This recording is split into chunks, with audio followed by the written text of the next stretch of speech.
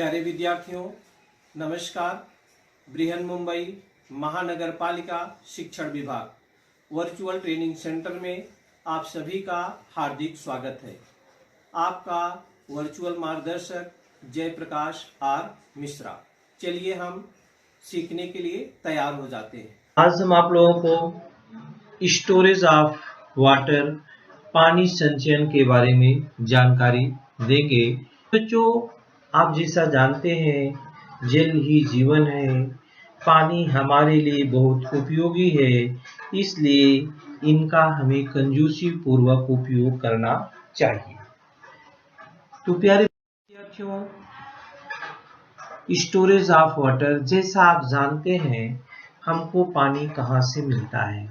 पानी हमको वर्षा के सीजन से मिलता है, रेनी सीजन से मिलता है, बारिश से मिलता है। जैसा आप इस समय देख भी रहे हैं, वर्षा का ही सीजन चल रहा है, बहुत बरसात हो रही है, चारों तरफ पानी भर जा रहा है, पानी बह जा रहा है, पानी बर्बाद हो जा रहा है। इस पानी का उपयोग बरसात 3 या 4 महीने होती है, लेकिन पानी को हमें साल भर आवश्यकता पड़ती है। जितने भी प्राणी हैं, जितने भी सजीव हैं, सबको पानी की आवश्यकता पड़ती है, चाहे वो प्राणी हो, चाहे वह वनस्पतियां हो। इसलिए हमें पानी का संचयन किस प्रकार से रखना चाहिए, उसके बारे में हम आपको जानकारी देंगे। आज के युग में कैसे पानी का संचयन हो रहा है और हमारे पुराने समय में कैसे लोग पानी का संचयन करते, ये तमाम जानकारी हम स्टोरेज ऑफ वाटर के अंतर्गत देखेंगे। तो बच्चों,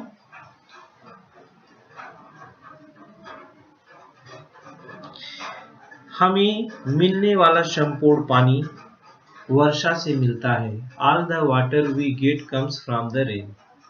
The rainy season lasts for 3 or 4 months. Along with us, all living things use this water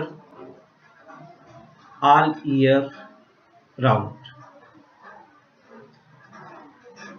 प्राय 3 से 4 महीने वर्षा होती है। हम लोग तथा सभी सजीव पूरे वर्ष तक इसी पानी का उपयोग करते हैं। यदि हम पानी का संचय नहीं करेंगे तो हमें पर्याप्त पानी नहीं मिलेगा, इसलिए पानी का संचयन करना पड़ता है और पानी का उपयोग कंजूसी पूर्वक या किफायत के साथ करना पड़ता है। तो आज यहाँ हम आपको बहुत सारी विधियों की जानकारी देंगे कि हम जो है कैसे पानी का संचयन करेंगे।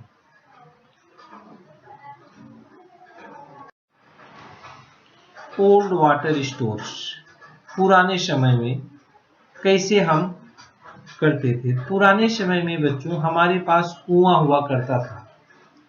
कुआं हमारे राज्य में पुरातन काल से पानी संचयन की कई विधियां प्रचलित थी। अब उनका अधिक उपयोग नहीं किया जाता, लेकिन अभी भी कई जगहों पर उनका उपयोग किया जाता है। ये तो कुआं हो गया। दूसरा है वाटर टैंक इन फोर्ट्स, किले के तालाब और टंकियां। जो किले बनाए जाते थे बच्चों, वहां पर बड़े बड़े तालाब या टंकियां बनाई जाती थी। पहले के समय में जो प्राणी जहां पर खाने पीने की आवश्यकताओं की पूर्ति होती थी, वहीं पर घर बना के रहते थे। तो पहले लोग किलों पर रहते थे, उन्हें पानी की आवश्यकता होती थी, इसलिए किलों में तालाब होते थे। साथ ही पत्थरों में खनी पानी की टंकी भी होती थी, जैसे शिवनेरी का किला है, ये पानी का टैंक आप देख रहे हैं। छोटी छोटी कुइयां भी होती थी, ये देखिए औरतें खड़ी हैं, ड्राविल्स आर्ट बोलते हैं इसको। कुइयां, छोटा कुआं होता था, उससे लोग पानी निकाल करके अपने घरों को ले जाते थे। सांगली जिले में आटपाड़ी नामक एक गांव था, इस गांव में प्रत्येक बाड़ी बोलते जहां लोग रहते हैं वहां पर एक छोटी सी कुइयां होती थी और वहां पर वो लोग उससे अपनी पानी की आपूर्ति करते थे।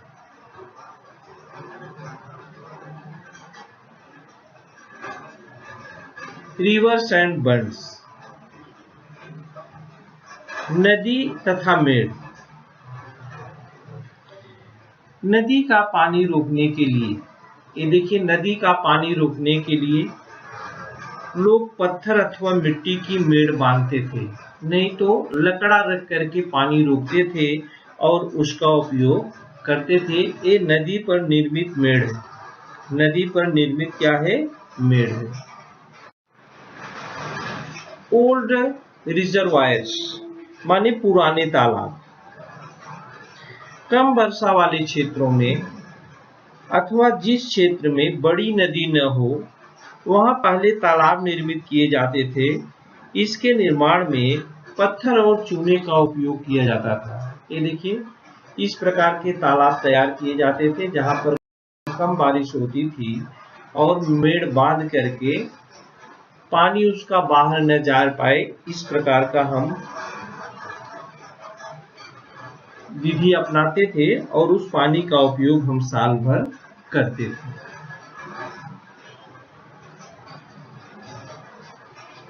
ओल्ड टैंक्स, जिसको हम पुराने हौज बोलते थे। प्राचीन काल में पानी का संचय करने के लिए हौज या कुंड बोलते उसको, हम उसका उपयोग करते थे। मुख्य रूप से प्राचीन काल के बड़े शहरों में ऐसे हौज का उपयोग किया जाता था। ये तमाम प्रकार की पुरानी व्यवस्थाएं थी जिसके अंदर हम लोग पानी का संचयन करते थे और उसका उपयोग हम साल भर करते थे। और पानी का हम क्योंकि पानी हमें कम मिलता था इसलिए हम उसका कंजूसी पूर्वक भी उपयोग करते थे। आज हमारे पानी संचयन की नवीन व्यवस्थाएं क्या क्या है उसको हम देखते हैं। अब हम तालाब कम बनाते हैं, अब हम बड़े बड़े बांध बनाते हैं। बच्चों, क्या बनाते हैं? रिसेंट सिस्टम क्या है? अपनी पानी संचयन की जो नवीन व्यवस्थाएं हैं, पानी संचयन के डैम बनाते हैं, बांध। पानी संचयन की नवीन व्यवस्थाओं में से प्रमुख व्यवस्था डैम ही है, बांध ही है। बांध के निर्माण द्वारा पानी का अधिक मात्रा में संचयन होने लगा है। ये देखिए, बड़ी बड़ी नदियों पर हम बड़े बड़े बांध बनाते हैं और ऊंचाई तक, बहुत ऊंचाई तक बांध बनाते हैं। इतनी ऊंचाई भी तक नहीं करते हैं कि वहाँ की जो पॉपुलेशन है वो डूब जाए, उसका भी ध्यान रखना पड़ता है। जब बांध में पानी ज़्यादा हो जाता है, उसकी कैपेसिटी से ज़्यादा होता है तो पानी निकाल भी दिया जाता है, नहीं तो बांध के टूटने की संभावना रहती है। तो बांध के निर्माण द्वारा पानी का अधिक मात्रा में संचय होने लगा। अधिक पानी मिलने के कारण खेती भी बड़े पैमाने पर होने लगी, महानगरों की संख्या बढ़ गई, कल कारखाने बढ़ गए, विद्युत उत्पादन बढ़ गया। यहाँ महाराष्ट्र में, जहाँ हम रहते हैं महाराष्ट्र राज्य में, यहाँ जायकवाड़ी, कोयना, उजनी, इल्दरी जैसे अनेक बड़े बांध है। ये बात की जानकारी हम अपने पाठ्य पुस्तक के द्वारा कर सकते हैं। तो रिसेंट सिस्टम में पानी संचयन की जो नवीन व्यवस्थाएं हैं उसमें प्रमुख रूप से बांध है। दूसरा है बोरवेल, बेधन कुएं। ये बेधन कुएं क्या है? जो अपना जमीन के अंदर जो पानी चला जाता है, बच्चों, अपना पानी होता है, इसलिए हम कहते हैं कि बारिश का पानी हमें रोकना चाहिए और वो धीरे धीरे रिस करके जमीन के अंदर चला जाता है और वो गहराई तक पहुंच जाता है।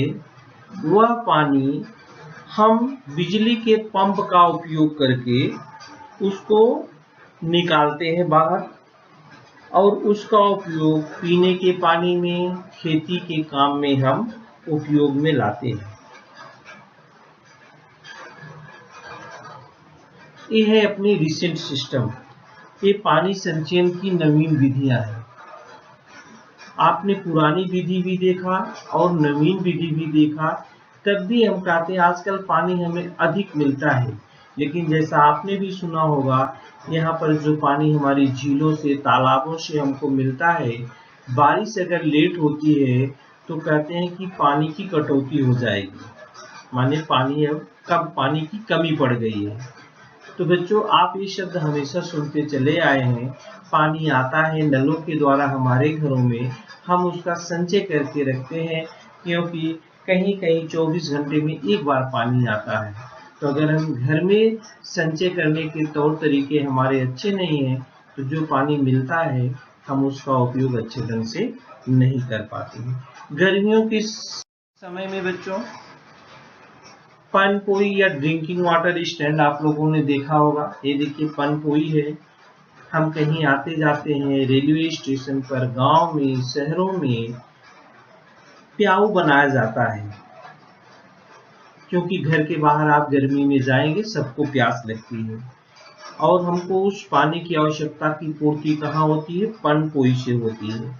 आजकल तो लोग बिस्लेरी का बाटल लेके चलते थे, लेकिन पहले समय में ऐसा नहीं था। इसके लिए कुछ स्थानों पर बड़े बड़े प्याऊ बनाए जाते थे और वहां से लोग पानी लेकर के पीते थे, लोगों की प्यास बुझती थी और लोग खुश भी रहते थे। पहले के समय में जो घर बनाए जाते थे या किले बनाए जाते थे, वहां पर जो हमारी आवश्यकताएं हैं, उन आवश्यकताओं की पूर्ति हो पाती है कि नहीं, यह देख कर किले का निर्माण या घर का निर्माण किया जाता था। तो बच्चों, स्टोरेज ऑफ वाटर, पानी संचयन की विधि अगर अच्छी नहीं है तो साल भर हमको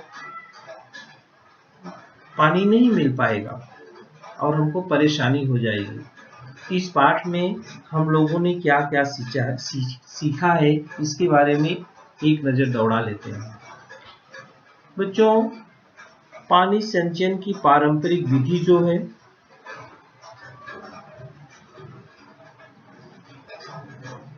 पानी संचयन की आधुनिक विधि जो हम लोगों ने सीखा, और पानी का किफायत के साथ उपयोग होना। ट्रेडिशनल मेथड से आप वाटर स्टोरेज है, modern method of water storage है और इकोनॉमिकल यूज ऑफ वाटर है। पानी संचयन की पारंपरिक विधि, पानी संचयन की आधुनिक विधि और पानी का किफायत के साथ उपयोग। तो हमें क्या हमेशा ध्यान क्या रखना चाहिए बच्चों? हमेशा हमें ऑलवेज रिमेम्बर, पानी प्राकृतिक संसाधन है, संपदा है। पानी, all living things need water. We must keep this in mind when we use water. सभी सजीव इसका उपयोग करते हैं, हमें इसका भान रखकर इस पानी का उपयोग करना चाहिए। जितने भी सजीव हैं इस पृथ्वी पर रहने वाले, सभी को पानी की आवश्यकता होती है, इसलिए हम पानी का अगर उपयोग करें, इसको ध्यान में रखें। तो हम लोगों ने स्टोरेज ऑफ वाटर में बच्चों क्या क्या सीखा? स्टोरेज वाटर में हम लोगों ने पुरानी विधियां और नई विधियों के बारे में जानकारी लिया।